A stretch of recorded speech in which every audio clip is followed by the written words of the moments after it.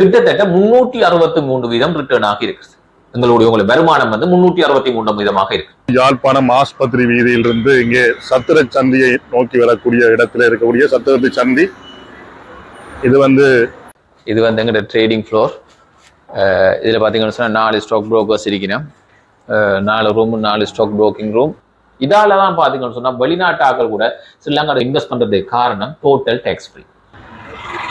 இந்த சத்திர சந்தைக்கு மிக அண்மையாக இருக்கக்கூடியது இந்த இப்போ பார்த்தீங்கன்னு சொன்னால் 9:30 மணிலிருந்து 12:45 ஆயிட்டுது. இவ்வளவு நேரத்துக்கு 2 பில்லியன் டேர்ன் ஓவர் நடந்திருக்கு. இப்போ நாங்கள் உள்ளே சென்று பார்க்க போன்றோம். எவ்வளவுதான் லாபம் உழைச்சாலும் மூலதன லாபம் கேபிட்டல் கெயினுக்கு டோட்டலி டேக்ஸ் ஃப்ரீ. இப்படி 9:30 மணிலிருந்து 2:30 மணி மட்டும் மார்க்கெட் நடக்கும். நீங்கள் ஃப்ரீயா இலவசமாகத்தான் கணக்கெல்லாம் ஆரம்பிக்க போறீங்க. கணக்கு ஆரம்பித்த பிறகு அதே போல SNBC டாப் 20 கம்பெனியில பாத்தீங்கன்னா 12 புள்ளிகள் அதிகரிச்சு காணப்படுது. மத்திய வங்கியினால் சட்ட ரீதியற்ற நிறுவனங்கள் சம்பந்தமாக அடிக்கடி உங்களுக்கு அதாவது 2வது மாடியில் தான் அமைந்திருக்கின்றது. கிளைண்ட்ஸ் போயினா அதுல ட்ரேடிங் வியூவர் இருக்குது. ஸ்டாக் புரோக்கிங் ஃபார்ம் அந்த இருக்கு ட்ரேடிங் வியூ.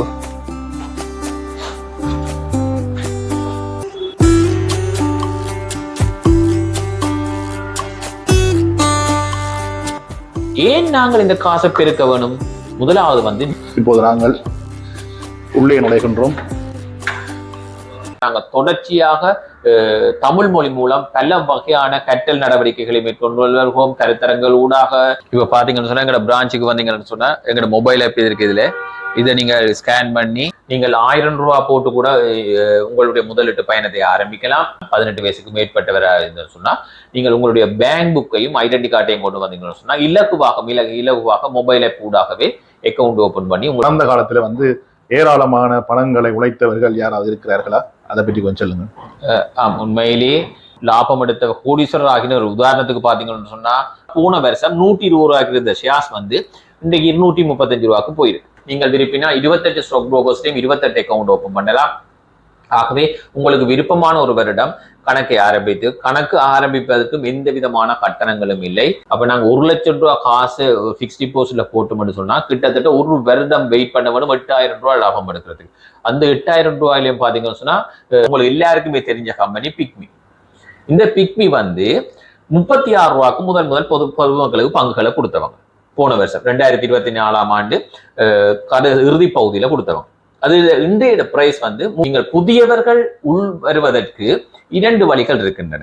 முதலாவது வணக்கம் மக்களே, நீங்கள் உள்நாட்டில் இருந்தாலும் சரி, புலம்பெயர்ந்து வெளிநாடுகளில் இருந்தாலும் சரி, இந்த காணொளியானது உங்கள் வாழ்க்கையிலே மிகப்பெரிய பொருளாதார மாற்றத்தை ஏற்படுத்தும் காணொளியாக அமையும் என நான் நினைக்கின்றேன்.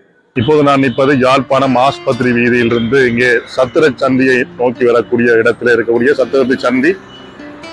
இது கேகேஎஸ் வீதி. இந்த பகுதியூடாக கொட்டடிக்கு செல்லலாம். இந்த சத்திர சந்தையில இருந்து பண்ணையை நோக்கி செல்லக்கூடிய பகுதி.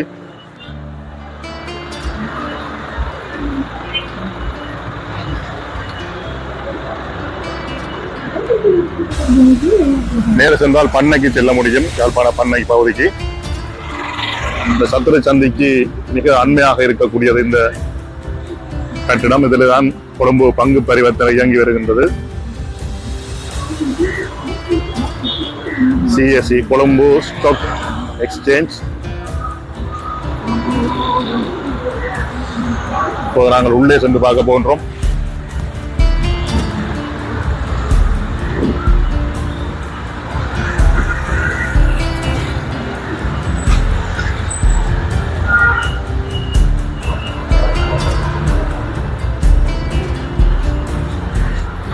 உள்ளே சென்று அங்கே உள்ளவர்களோடு உரையாட போகின்றோம்.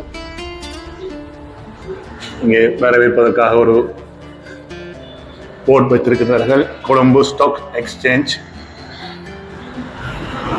அதாவது 2வது மாடியில் தான் அமைந்திருக்கின்றது.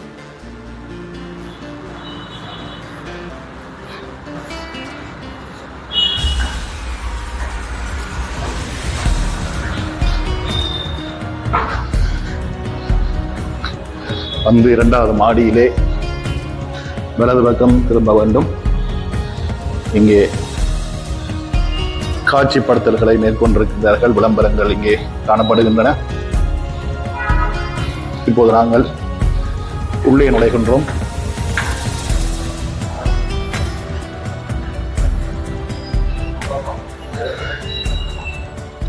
இப்போது கொழும்பு பங்கு பரிவர்த்தனையின் யாழ்ப்பாண கிளையின் முகாமையாளர் எங்களோடு இணைந்திருக்கின்றார். வணக்கம். வணக்கம். முதலில் உங்களை பற்றி ஒரு அறிமுகத்தை சொல்லுங்கள். என்னுடைய பெயர் சபானந்தன். நான் யாழ்ப்பாண கிளையினுடைய முகாமையாளராக கடமையாற்றுகின்றேன். நன்றி. நான் இப்போது ஆரம்பிக்கக்கூடிய முதலாவது கேள்வி, பங்கு பரிவர்த்தனை அல்லது பங்கு சந்தை என்றால் என்ன? பலர் அறிந்திருப்பார்கள், சிலருக்கு அந்த அறிவு இல்லாமல் இருக்கும். அவர்களுக்காக நீங்கள் சொல்லக்கூடிய அந்த சுருக்கமான பதில் எது? உண்மையிலேயே பங்குச்சந்தை என்று சொன்னா எல்லோரும் நினைக்கிறது அது ஒரு பெரிய விடயம் என்று. ஆனா உண்மையிலேயே அது ஒரு பெரிய விடயம் இல்லை. நீங்கள் நினைக்கிற அளவுக்கு பெரிய விஷயம் இல்லை. பங்குச்சந்தை என்று சொல்றது சாதாரணமா ஒரு மரக்கறி சந்தையில நீங்கள் போய் மரக்கறிகளை வேண்டி விற்கிற நடவடிக்கைகள் மாதிரிதான் இங்கும் பங்கு சந்தையில கொழும்பு பங்கு பரிவர்த்தனை நடைபெறுது. உண்மையிலேயே கொழும்பு பங்கு பரிவர்த்தனை வேறு, பங்கு சந்தை வேறு. பங்கு சந்தை என்ற செயற்பாட்டை நடாத்துகின்ற நிறுவனம் தான் இந்த கொழும்பு பங்கு பரிவர்த்தனை.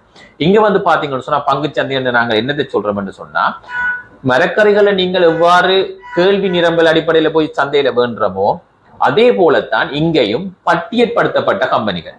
இலங்கையில பாத்தீங்கன்னு சொன்னா 289 பட்டியலிடப்பட்ட கம்பெனிகள் தற்போது இருக்கின்றன. இந்த 289 கம்பெனிகளுடைய பங்குகளை வேண்டி விற்கின்ற நடவடிக்கை தான் கொழும்பு பங்கு பரிவர்த்தனை, அதாவது பங்கு சந்தை என்று சொல்லுவோம். இந்த பங்கு சந்தையில ஆக்கள் நீங்கள் புதியவர்கள் உள் வருவதற்கு 2 வழிகள் இருக்கின்றன. முதலாவது முதலாம் தர சந்தை, ஆங்கிலத்தில் சொல்லுவோம் பிரைமரி மார்க்கெட் என்று. அடுத்தது செகண்டரி மார்க்கெட். பிரைமரி மார்க்கெட் என்று பாத்தீங்கன்னு சொன்னா முதலாக பொதுமக்களுக்கு பங்குகளை வழங்குகின்ற செயற்பாடு தான் சொல்லுவோம் பிரைமரி மார்க்கெட். இந்த பிரைமரி மார்க்கெட்ல பாத்தீங்கன்னா இப்ப இந்த வருஷம் இல்ல கடந்த வருஷத்துல பாத்தீங்கன்னு உங்களுக்கு எல்லாருக்குமே தெரிஞ்ச கம்பெனி பிக்மி. இந்த பிக்மி 36 ரூபாய்க்கு முதல் பொதுமக்களுக்கு பங்குகளை கொடுத்தவங்க. போன வருஷம் 2024ஆம் ஆண்டு இறுதி பகுதியில கொடுத்தவங்க. அது இன்றைய பிரைஸ் 170 ரூபாய்க்கு போயிடுச்சு. கிட்டத்தட்ட 363% ரிட்டர்ன் ஆகி இருக்கு. உங்களுக்கு வருமானம் 363% இருக்கு. அதே போலத்தான் வெல் ட்ரஸ்ட் ஒரு கம்பெனி 7 ரூபாய்க்கு வந்த கம்பெனி 25 ரூபாய் வரைக்கும் போயிருக்கு. இது முதலாம் தர சந்தை. நீங்கள் ஃபர்ஸ்ட் டைம் பொதுமக்கள்கிட்ட கம்பெனிகள்கிட்ட பங்குகளை வேண்டி நீங்கள் வித்தீங்கன்னு சொன்னா இவ்வளவு லாபம் கிடைக்குது. 7 ரூபாய்க்கு வேண்ட பங்கு 25 ரூபாய். இது முதலாம் தர சந்தை. இந்த டைம்ல ஃபர்ஸ்ட் டைமா நீங்கள் பிக்மி ஷேர்ஸை வேண்ட இயலாம போனா நீங்கள் என்ன செய்யறீங்க? செகண்டரி மார்க்கெட்டுக்கு வாரீங்க. இதுதான் பங்கு சந்தை. 2ஆம் தர சந்தையை தான் நாங்க சொல்லுவோம் பங்கு சந்தை. முதலாம் தர சந்தை, அடுத்தது 2ஆம் தர சந்தை. இந்த 2ஆம் தர சந்தையில ஏற்கனவே வழங்கப்பட்ட பங்குகள் மீள் பரிமாற்றம் செய்யப்படுது. அதாவது நாங்கள் இப்போ சொல்லுவோம் ஒரு புது மோட்டார் பைக்கை நாங்கள் வேணும் அதை சொல்லுவோம் பிரைமரி மார்க்கெட்ல முதலாம் தர சந்தை. செகண்ட் ஹேண்ட் பைக் வேண்ட மாதிரி தான் இந்த விஷயம். இது செகண்டரி மார்க்கெட்னு சொல்லுவோம். அப்ப இதுல என்ன நடக்குது? பங்குகளை வச்சிருக்கிறார்கள், விற்கவும் வரையினம். வேண்ட விருப்பமானார்கள், காசு வச்சிருக்கிறார்கள், வேண்டவும் வரையினம். விற்க வாராக்களும் வேண்ட வாராக்களும் சந்திக்கிற இடம்தான் இந்த கொழும்பு பங்கு பரிவர்த்தனை, கொழும்பு பங்கு சந்தை. இந்த கொழும்பு பங்கு சந்தையின் யாழ்ப்பாண கிளை அலுவலகம் இது. இந்த கிளை அலுவலகத்தின் செயற்பாடுகளை பற்றி சொல்லுங்கள். இது எந்த பிரதேசத்துக்கான ஒரு கிளை அலுவலகமாக இயங்கி வருகின்றது? உண்மையிலே கொழும்பு பங்கு பரிவர்த்தனை யாழ்ப்பாண கிளை நாங்கள் வடமாகாணத்தை பிரதிநிதிப்படுத்தி 5 மாவட்டங்களையும் உள்ளடக்கியதாக எங்களுடைய சேவைகளை வழங்கி வரோம். இதுல நாங்கள் எங்களுடைய கொழும்பு பங்கு பரிவர்த்தனை பிரதான நோக்கம் வடமாகாணத்தில் உள்ள மக்களுக்கு தமிழ் மொழி மூலமாக ஒரு விழிப்புணர்வு. பங்குச்சந்தை பற்றி நீங்கள் ஆரம்பத்திலே குறிப்பிட்டது போல் பங்குச்சந்தை பற்றிய நிறைய பேருக்கு தெரியாது. யாழ்ப்பாணத்தில் கொஞ்சம் பேருக்கு தான் தெரிஞ்சிருக்கு. நிறைய பேருக்கு தெரியாதபடியா நாங்கள் என்ன செய்கிறோம்? அவர்களுக்கு விழிப்புணர்வு ஊடாக, கருத்தரங்குகள் ஊடாக, நாங்கள் சோசியல் மீடியாக்கள் ஊடாக நாங்கள் அவர்களுக்கு தேவையான தகவல்களை, விழிப்புணர்வுகளை வழங்கி கொண்டு வரோம். 5 மாவட்டங்களையும் உள்ளடக்கியதாகத்தான் நாங்கள் இருக்கிறோம். எங்களுடைய யாழ்ப்பாணத்துக்குள்ள யாழ்ப்பாணத்துல கேகேஸ் ரோட்டும் ஹாஸ்பிட்டல் ரோட்டும் சந்திக்கிற சந்தியில சத்திர சந்தி என்று சொல்லுவோம், சிக்னல் லைட் அடியண்டு. அதுல அந்த கட்டிடத்துல 2வது மாடியில நாங்கள் இருக்கிறோம். எங்கள்கிட்ட நீங்க நேரடியாக தகவல்களை பெற்றுக் கொள்ளலாம். பங்குச்சந்தையில ஈடுபடுவதற்கு ஆரம்பிப்பதற்கு நீங்கள் கணக்குகளை துறக்கலாம். உண்மையிலேயே பங்கு சந்தையில நீங்கள் ஈடுபடுவதற்கு எந்த விதமான பணம் செலவுகளும் இல்லை. நீங்கள் ஃப்ரீயா இலவசமாகத்தான் கணக்கெல்லாம் ஆரம்பிக்க போறீங்க. கணக்கு ஆரம்பித்த பிறகு உண்மையிலேயே பங்கு சந்தையில ஈடுபடுறதுக்கு இவ்வளவுதான் என்ற ஒரு வரையறை இல்லை. உங்கள்கிட்ட 1000 ரூபாயோ 10,000 ரூபாயோ 1,00,000 ரூபாயோ உங்களுக்கு விருப்பமான அமௌண்ட், உங்களுக்கு விருப்பமான தொகையை நீங்க ஒரு கட்டாய சேமிப்பாக நீங்கள் என்னத்தை நினைக்கிறீங்களோ அதை கொண்டு வந்து ஷேர் மார்க்கெட்ல நீங்கள் வடிவா இன்வெஸ்ட் பண்ணலாம். உங்களுக்கு தேவையான தகவல்களை வழங்குறதுக்கு நாங்கள் ரெடியா இருக்கிறோம். கிட்டத்தட்ட எவ்வளவு காலமாக இந்த யாழ்ப்பாண கிளை அலுவலகம் இயங்கி வருகின்றது? ஆரம்பத்தில் இருந்த அந்த பங்குதாரர்கள் எண்ணிக்கையிலிருந்து இன்றைய காலம் வரை எவ்வாறு அது வளர்ச்சி அடைந்திருக்கின்றது? யாழ்ப்பாண மாவட்டத்திலே இருக்கக்கூடிய அல்லது வடக்கு மாகாணத்தில் இருக்கக்கூடியவர்களுடைய ஆர்வம், இந்த பங்கு சந்தை மீதான ஆர்வம் எப்படி இருக்கின்றது? உண்மையிலேயே நல்லொரு வினா. யாழ்ப்பாணத்தை பொறுத்த வரைக்கும் நாங்கள் 2010ஆம் ஆண்டு யாழ்ப்பாணத்திலே ஆரம்பிக்கப்பட்டது கொழும்பு பங்கு பெறுவதனுடைய யாழ்ப்பாண கிளை. ஆனால் ஆரம்ப காலகட்டங்களிலே செயற்பாடுகள் கொஞ்சம் மட்டுப்படுத்தப்பட்டும் சில இடர்பாடுகளுக்கு மத்தியில நாங்கள் இயங்கி வந்தோம். அதன் பிறகு 2013ஆம் ஆண்டுக்கு பிறகு ஒரு நல்ல வளர்ச்சி அடைந்து நிறைய கருத்தரங்குகள், நிறைய விஷயங்களை நாங்கள் மக்களுக்கு சென்றடையக்கூடியதாக இருந்தது. அந்த வகையிலே ஆரம்பத்திலே இருந்த தகவல்களை விட, ஆரம்பத்திலே இருந்த மக்களுடைய ஆர்வம் ஈடுபாடுகளை விட தற்போது பார்த்தீங்கன்னு சொன்னா மிகவும் வளர்ச்சி அடைந்து காணப்படுகிறது. யாழ்ப்பாணத்தை பொறுத்தவரையும் கிட்டத்தட்ட 5 லட்சமான மக்கள் தொகை இருக்கிறார்கள். ஆனால் கிட்டத்தட்ட 19,000 பேர் தான் உண்மையிலே பங்குச்சந்தையில ஈடுபடுகிறார். 19,541 பேர் தான் தற்போது பங்குச்சந்தையில கணக்கு வச்சிருக்கிறார். ஆனால் ஆக்டிவாக, அதாவது ஒரு வருடத்துக்கு நாங்கள் கிட்டத்தட்ட ஒரு ட்ரேடிங்காக செய்யறோம்னு சொல்லி பார்த்தா கிட்டத்தட்ட 1251 பேர் தான் ஒரு வருஷத்துக்கு, ஒரு மாசத்துக்கு ஒரு ட்ரேடிங் படி கடந்த ஒரு வருஷத்துல 12 ட்ரேடிங் செய்தார்களை தான் நாங்கள் ஆக்டிவ் ட்ரேட் சொல்றோம். கிட்டத்தட்ட 1000-1500 பேர் தான் ஆக்டிவாக ட்ரேட் பண்ணி கொண்டிருக்கிறார். இன்றைய காலகட்டத்தில் மக்கள் முதலீடுகளின் மேலே பெரிய ஆர்வமாக இருக்கிறார்கள். அவ்வாறு மேற்கொள்ளக்கூடிய முதலீடுகளின் மூலமாக சிலர் அந்த பணத்தை இழந்து போகிறார்கள். அதாவது தெரியாத நிறுவனங்கள், தெரியாத முதலீட்டு திட்டங்கள் மூலமாக பணத்தை இழக்கக்கூடிய வாய்ப்புகள் இருக்கின்றன. அவர்களுக்காக நீங்க சொல்லக்கூடியது, அதாவது இந்த பங்குச்சந்தை எத்தகைய பாதுகாப்பான விடயம் என்பதை நீங்கள் சொல்ல போகிறீர்கள்?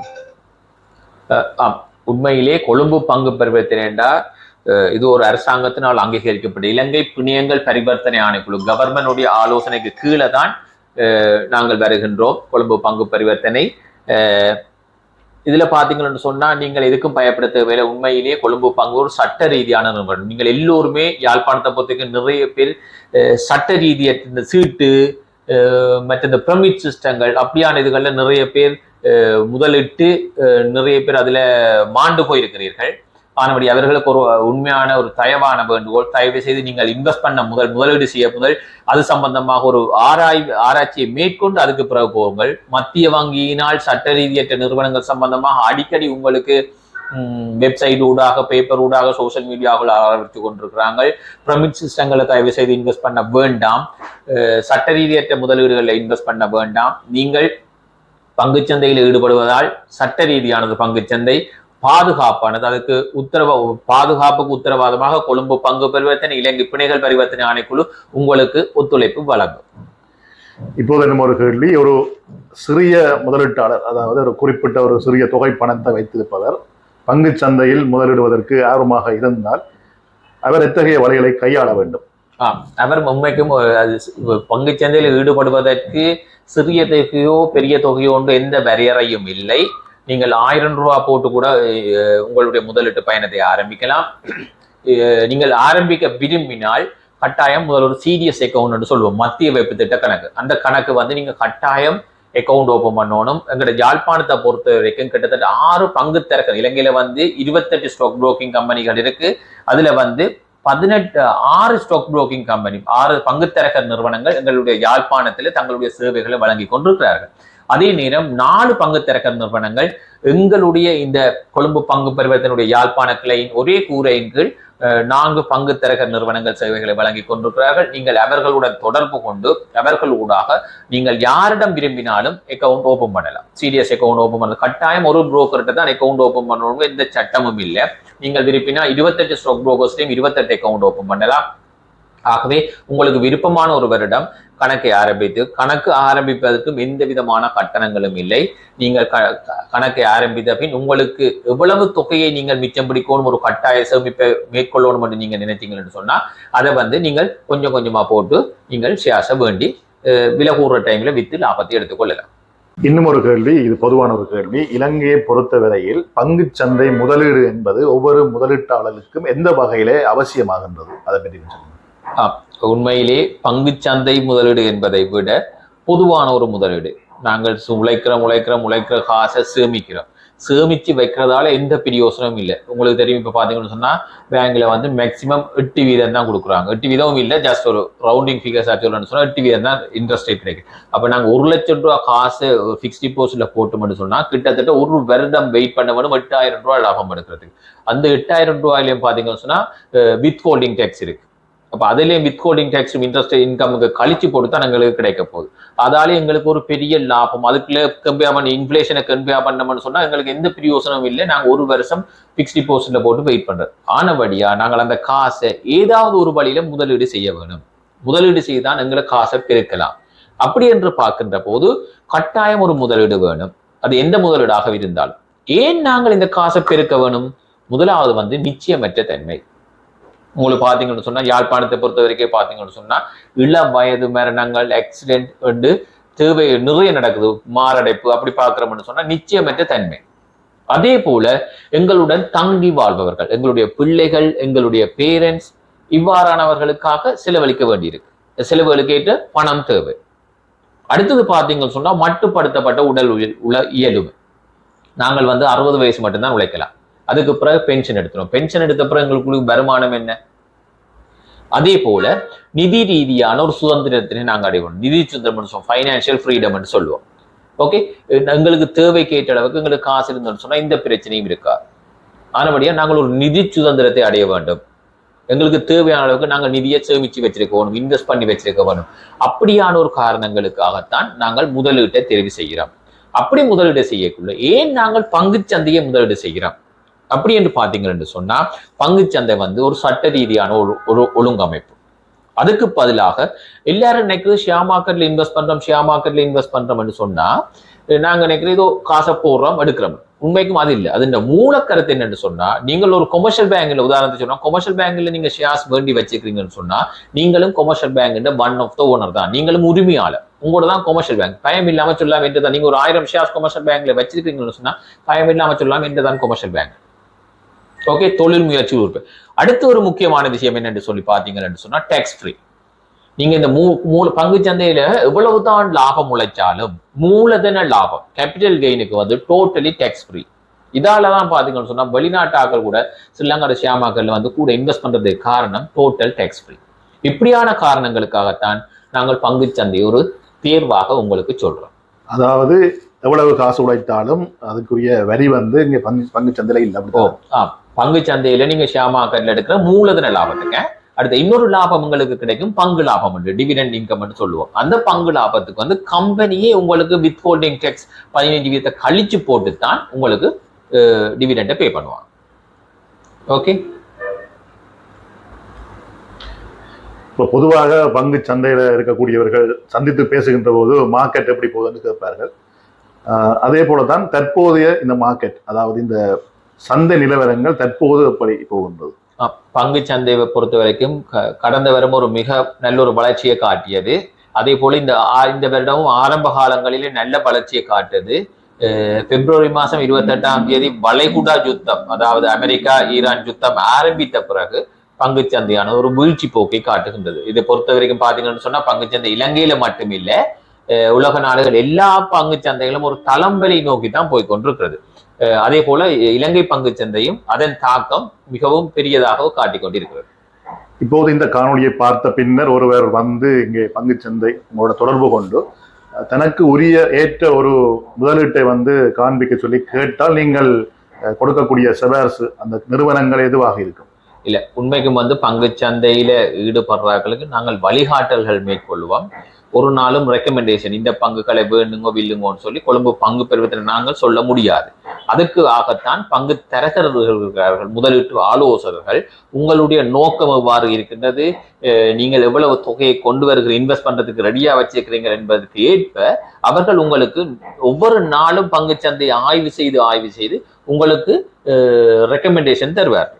இந்த பங்குகளை நீங்கள் இன்ன விலைக்கு வேண்டினால் இவ்வளவு காலத்தில் இவ்வளவு விலைக்கு விற்கலாம், இவ்வளவு லாபம் எடுக்கலாம் என்று சொல்லி அவர்கள் உங்களுக்கு ஒரு ரெக்கமெண்டேஷன்ஸ் தருவார்கள். அதனூடாக நீங்கள் வேண்டி விற்று லாபத்தை பெற்றுக்கொள்ளலாம். அதாவது இங்கே வந்தாலும் கூட அவர்களை சந்திக்க முடியுமா முகவர்களை?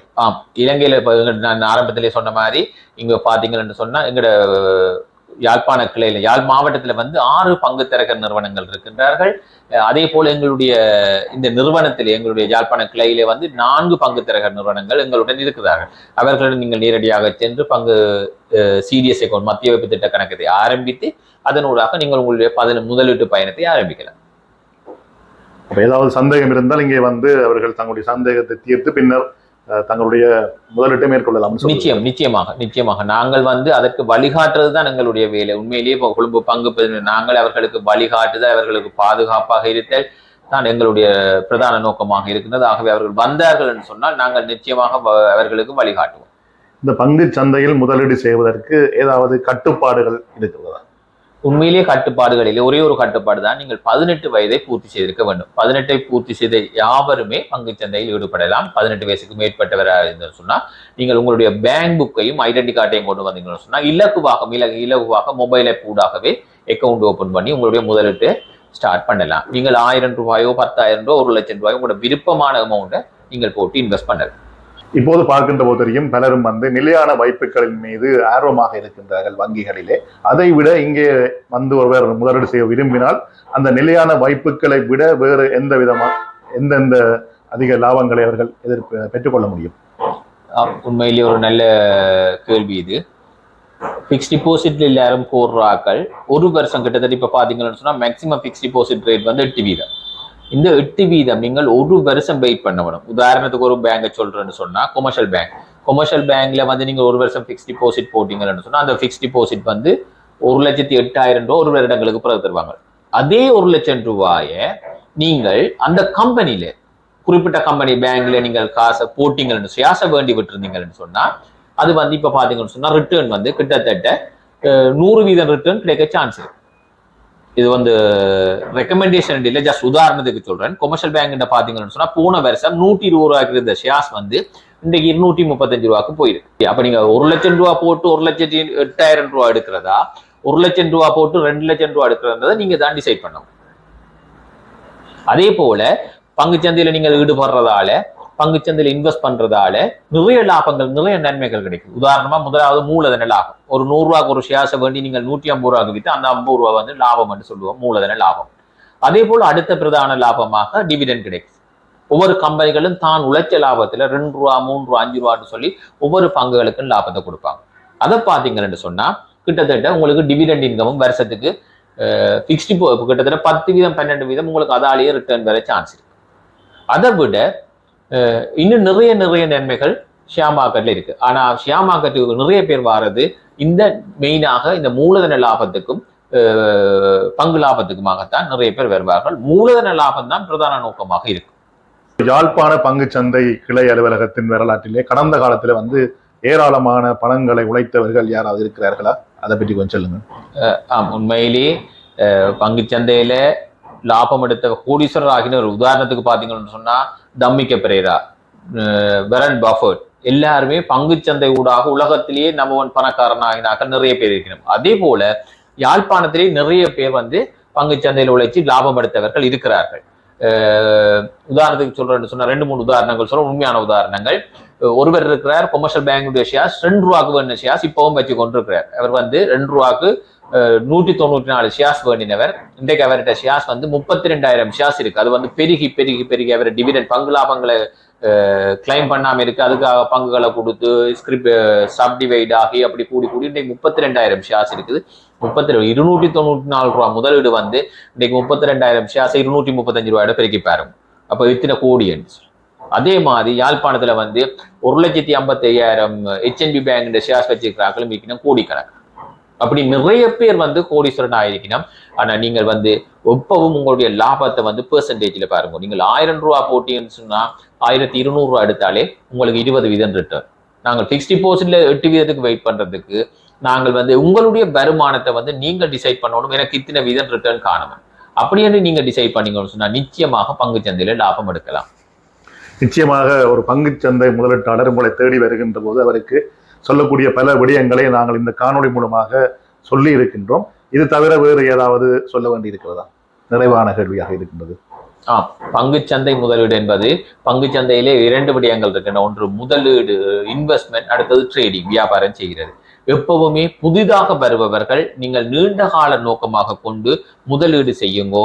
நிச்சயமாக பங்குச்சந்தையில பொறுமை இருந்தா முக்கியம். பொறுமையில ஊடாக நீங்கள் நல்ல லாபத்தை எடுத்துக்கொள்ளலாம். அதே போல பங்குச்சந்தை தொடர்பாக நாங்கள் தொடர்ச்சியாக தமிழ் மொழி மூலம் பல வகையான கற்றல் நடவடிக்கைகளை மேற்கொண்டு வருகிறோம். கருத்தரங்கள் ஊடாக, ஆன்லைன் ஊடாக, அதே மாதிரி சோசியல் மீடியா ஊடாக, சர்டிபிகேட் கோர்ஸ், அப்படி பல வகையான தகவல்களை, சான்றிதழ் கற்கையினர்களை நடாத்தி வருகின்றோம். அதிலும் நீங்கள் பங்கு பற்றி சிறந்த பலனை பெற வேண்டும். சிறந்த பலனை பெற்று உங்களுடைய முதலீட்டுக்கு நாங்கள் எப்பவும் வழிகாட்டியாக இருப்போம். அந்த வழிகாட்டல் ஊடாக நீங்கள் ஒரு சிறந்த முதலீட்டாளராக வர வேண்டும் என்று நான் வாழ்த்திக் கொள்கிறேன். தொடர்பு கொள்ளக்கூடிய ஒருவர் இணைய வழியாகவோ அல்லது தொலைபேசி ஊடாகவோ தொடர்பு கொள்ள நினைத்தால் அதற்குரிய இலக்கங்களோ இல்லாட்டி அது சம்பந்தமான தொடர்புகளை தான் எங்களுடைய CSC வெப்சைட் ஊடாக நீங்கள் தொடர்பு கொள்ளலாம். csc.lk அதனூடாக நீங்கள் வெப்சைட் ஊடாக கொள்ளலாம். அப்படி இல்லைன்னு சொன்னா நீங்கள் நேரடியாக எங்களை தொடர்பு கொள்ள வேண்டும் சொன்னா என்னுடைய இலக்கம் 0777105205 இதனூடாக தொடர்பு கொண்டீங்கன்னு சொன்னா நான் உங்களுக்கு வழிகாட்டுறதுக்கு தயாராக இருக்குது. இப்போது இந்த பங்கு சந்தையை நாங்கள் ஒரு முறை பார்வையிடலாமா? நிச்சயமாக நீங்க பார்வையிடலாம். எங்களுடைய ட்ரேடிங் நடக்கிற ட்ரேடிங்கையும் பார்க்கலாம். ட்ரேடிங்கையும் பார்த்து நீங்கள் இதனூடாக தகவல்களை பெற்றுக்கொள்ளலாம். இப்போ பார்த்தீங்கன்னு சொன்னால் எங்களோட பிரான்ச்சுக்கு வந்தீங்கன்னு சொன்னால் எங்களோட மொபைல் ஆப் இருக்குது. இதை நீங்கள் ஸ்கேன் பண்ணி QR கோட் இருக்குது, இதை ஸ்கேன் பண்ணிங்கன்னு சொன்னால் டவுன்லோட் பண்ணி CSC mobile app account open பண்ணுறதுக்கு இதென்னலாம். இப்படி வந்தீங்கன்னு சொன்னால் இதான் எங்களோட பிரான்ச். இது வரவேற்பு கூடமா? இது வரவேற்பு கூடமா லொபி. இதில் வந்தீங்கன்னு சொன்னால் இப்போ எங்களுடைய இது முகாமையாளர் தான், முகாமையாளர் ரூம். இது வந்து எங்களோட ட்ரேடிங் ஃப்ளோர். இதில் பார்த்தீங்கன்னு சொன்னால் 4 ஸ்டாக் புரோக்கர்ஸ் இருக்கணும். 4 ரூம், 4 ஸ்டாக் புரோக்கிங் ரூம். அதே போல் எங்களோட ஆடிட்டோரியம் இருக்குது. அக்கௌண்ட் கருத்தரங்கள் நடக்கிற இடம். கிளைண்ட்ஸ் வந்து போயினோம். அதில் ட்ரேடிங் வியூவர் இருக்குது. அது ஸ்டாக் புரோக்கிங் ஃபார்ம். அந்த இருக்குது ட்ரேடிங் வியூ.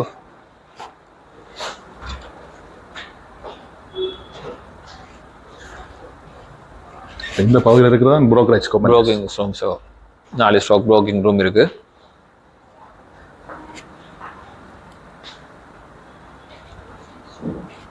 இது கருத்தரங்கு நடக்கிற இடம். இதில் பார்த்தீங்கன்னு சொன்னால் வியூவர் இருக்குது. இதை பேர் கொஞ்சம் சொல்லுங்க. இதுதான் எங்களோட ட்ரேடிங் வியூவர். பங்குச்சந்தை லைவாக நடந்து கொண்டிருக்குது. ட்ரேடிங் போய் கொண்டிருக்கோம். பங்குச்சந்தை நடவடிக்கைகள் நடந்து கொண்டிருக்கு. இவ்வளவு நேரம் பார்த்தீங்கன்னு சொன்னால் 2 பில்லியன் டேர்ன் ஓவர் நடந்திருக்கு. இவ்வளவு நேரத்துக்கும் மார்க்கெட் இப்படி 9:30 மணிலேருந்து 2:30 மணி மட்டும் மார்க்கெட் நடக்கும். இப்போ பார்த்தீங்கன்னு சொன்னால் 9:30 மணிலேருந்து 12:45 ஆயிட்டுது. இவ்வளவு நேரத்துக்கு 2 பில்லியன் டேர்ன் ஓவர் நடந்திருக்கு.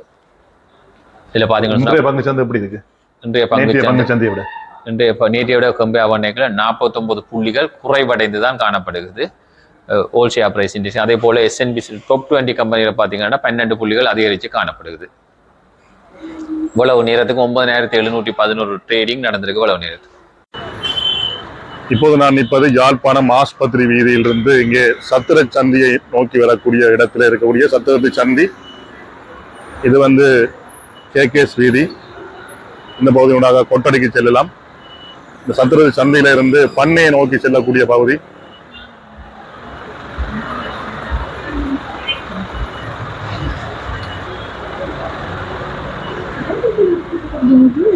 நேர சென்றால் பண்ணைக்கு செல்ல முடியும். யாழ்ப்பாண பண்ணை பகுதிக்கு. இந்த சத்திர சந்தைக்கு மிக அண்மையாக இருக்கக்கூடியது இந்த கட்டிடம். இதில் தான் கொழும்பு பங்கு பரிவர்த்தனை இயங்கி வருகின்றது. CSE Colombo stock exchange. இப்போது நாங்கள் உள்ளே சென்று பார்க்க போகின்றோம்.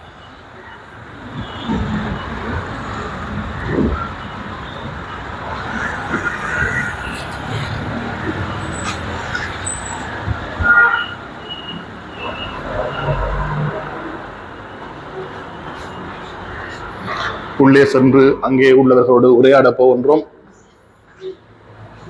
இங்கே வரவேற்பதற்காக ஒரு போர்டு வைத்திருக்கிறார்கள். கொழும்பு ஸ்டாக் எக்ஸ்சேஞ்ச், அதாவது 2வது மாடியில் தான் அமைந்திருக்கின்றது.